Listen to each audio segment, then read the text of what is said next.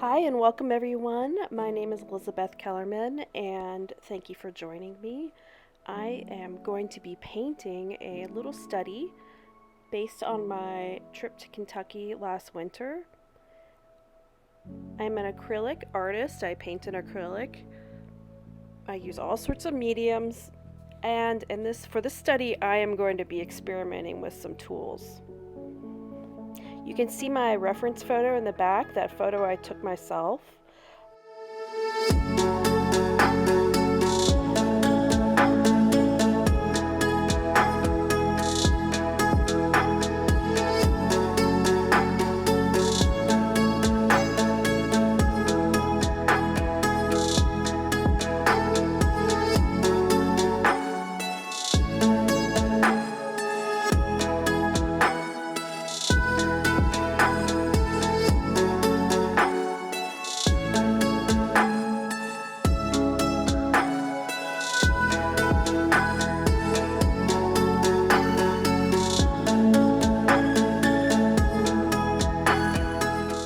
My goal for this painting was to focus on getting the light effect on this hillside, and then also to work on the clouds in a very loose manner. One of the challenges with acrylic is that it makes hard edges. So the main focus of this study was to use some modern painting tools to try to soften the edges and find a way to work the painting so that the edges were loose, soft, so I could do lost and found edges.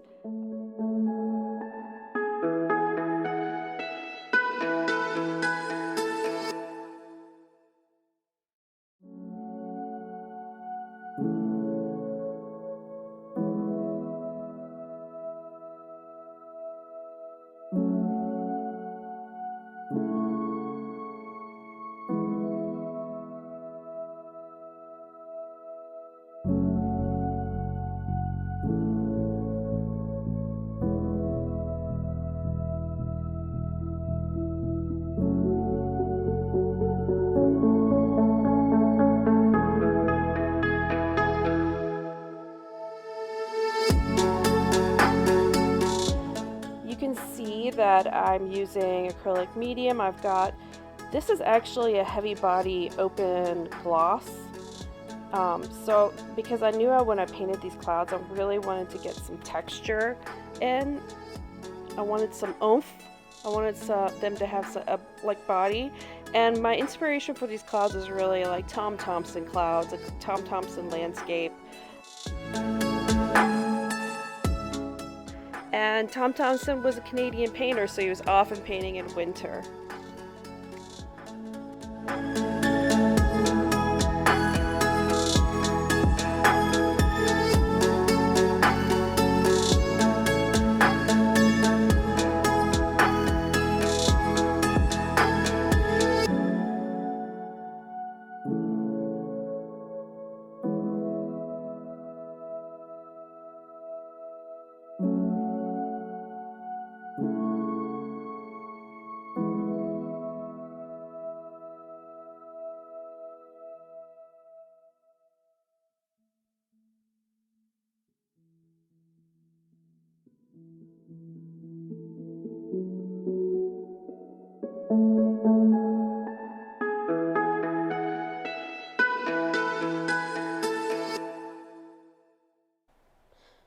So around here I really start messing with the clouds, for lack of a better word. And you know what? It's a study. So things start moving around, things start to not totally line up with, my reference material. But that's okay because I'm the artist and I can do that. That's the whole point. So I am working the clouds. I am mostly using the paintbrush and not my tools. I wish I'd used more palette knife to blend the edges, but I was thinking at this point about Tom Thomson and big juicy brushwork in the clouds. I'm putting in some ultramarine. My canvas is pretty saturated with paint, so I'm putting just straight paint on the sky, unmixed, to try to get it bluer.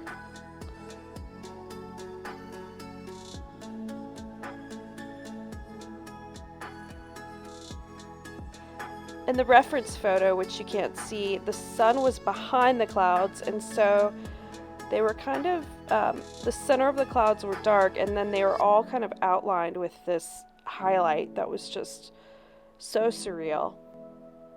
But the problem is that the value of the cloud was really dark, and I had to make it look natural against the sky, and the sky was very vibrant. So I'm just working it.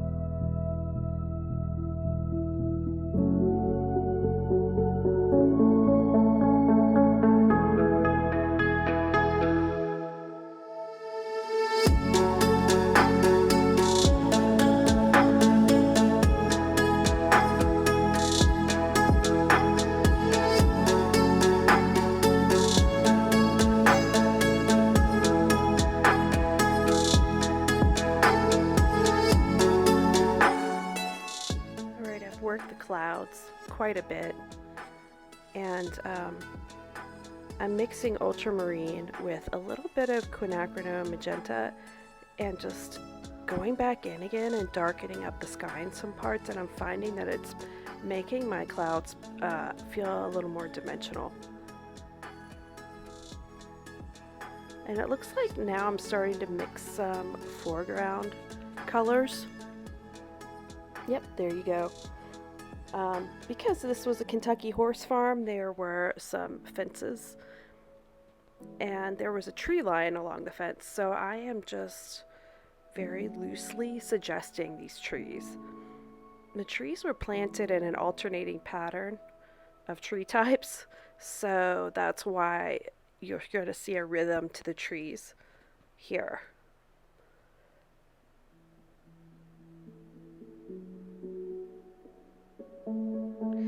This is a very limited palette, and for a lot of my paintings inside, studio paintings lately, I have been painting with a limited palette, and I really have been enjoying it's actually very freeing because